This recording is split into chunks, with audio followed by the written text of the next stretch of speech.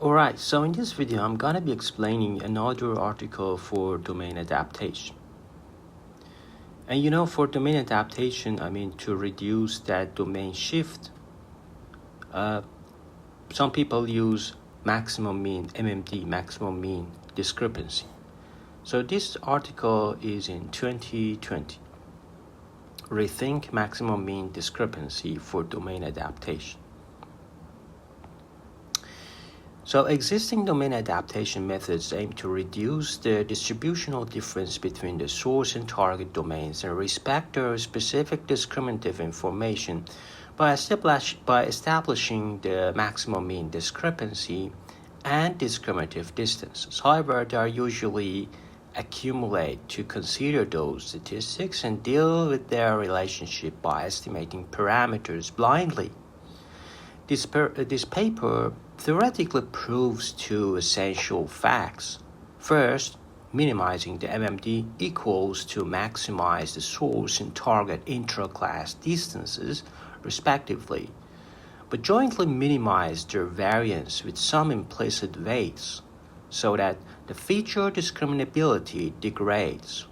The relationship between the intra-class and interclass distances is as one falls, another rises.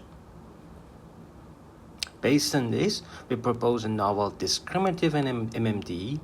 On one hand, we consider the intra-class and interclass distances alone to remove a redundant parameter, and the revealed weights provide their approximate optimal ranges. On the other hand, we design two different strategies to boost the feature discriminability. We directly impose a trade-off parameter on the implicit intra-class distance in MMD to regulate its change. We impose the similar weight revealed in MMD on interclass distance and maximize it. Then a balanced factor could be introduced to quantitatively leverage the relative importance between the feature transferability and its discriminability. So this is the working principle of MMD. Different color circles represent various categories. The tiny circles are the mean of specific categories. The hollow and meshed circles represent source and target domains. The solid arrow denote the domain adaptation processes with MMD, and the comparatively larger circles are the transformed data features. So a matrix is denoted as the bold italic X, but the column vectors represent as bold letter X. X sub I is the ith column of X. So the index of C category is by superscript C. And then, the marginal distribution difference between the two domains could be measured using maximum mean discrepancy, which computes the deviation of their specific means and could formulate as the trace of this matrix. Together with label constraint, the class-wise MMD is modeled to approximately measure the conditional distribution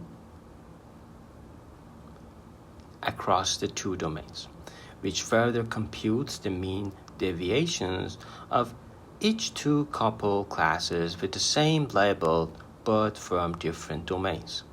And it could be defined as follows. So this is the class-wise MMD.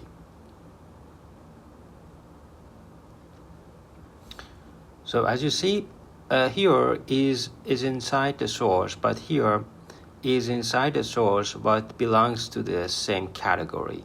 And the summation is over C. We have C category, so we have to sum it.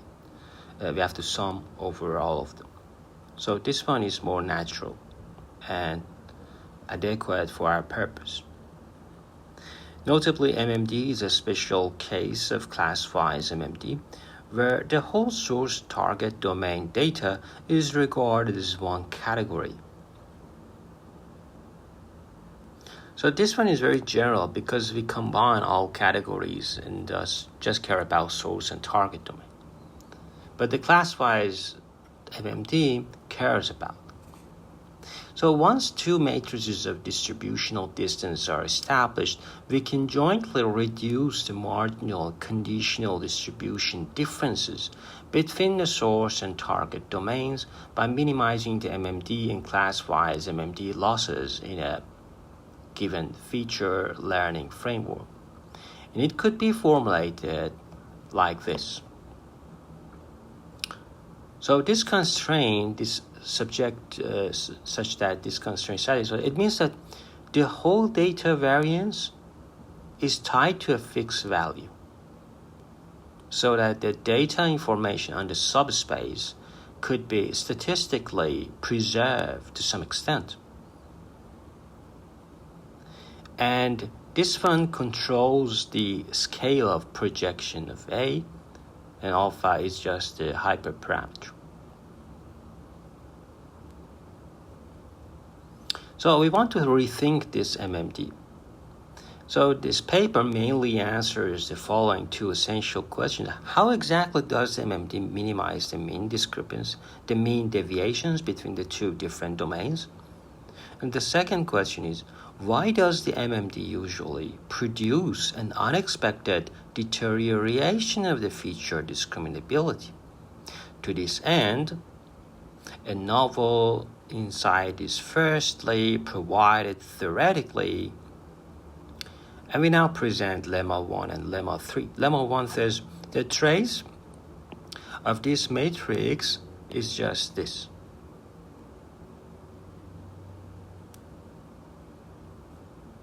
And lemma 2 says that the interclass distance equals the data variance minus the intraclass distance.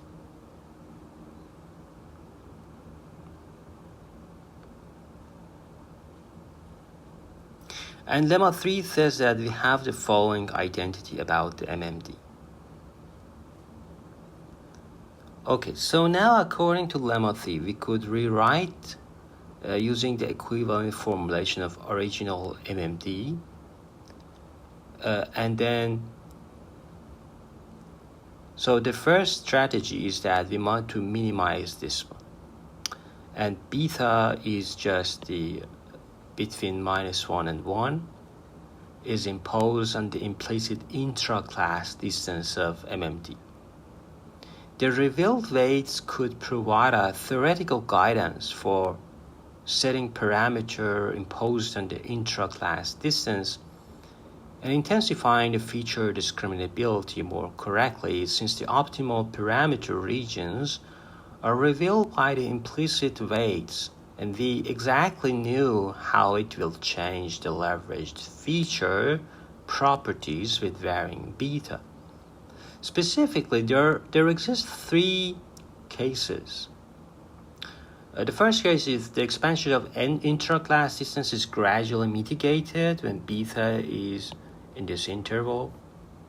And the second case is when the adverse influences on the intraclass is often exactly when beta is equal to 0. And the third case is that the intraclass compactness is positively stimulated instead of weakening it. So, and this is the second strategy. Different from the first strategy, we aim to further reformulate the interclass distances of source and target domains using the similar weights revealed in the MMD, so that the optimal parameter regions imposed on the interclass distances are also known beforehand. Therefore, a balanced factor of lambda could be employed to adaptively leverage the importance of feature transferability and its discriminability. Moreover, we consider those two discriminative distances alone in the proposed two strategies, since the relationship is as one falls, one another rises when the whole data variance is fixed. Thus, the redundant parameter could be further omitted. So you see the average classification accuracy when we go from one domain to one source domain to a target domain. For example, if you go from A to D, then the VDA method in reference 29 has this classification, average classification accuracy.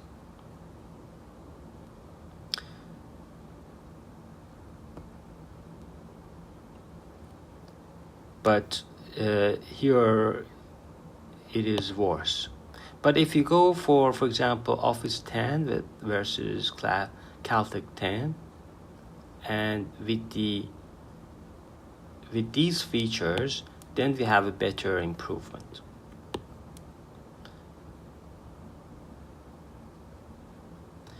Or you can use even ResNet features, ResNet 50 features.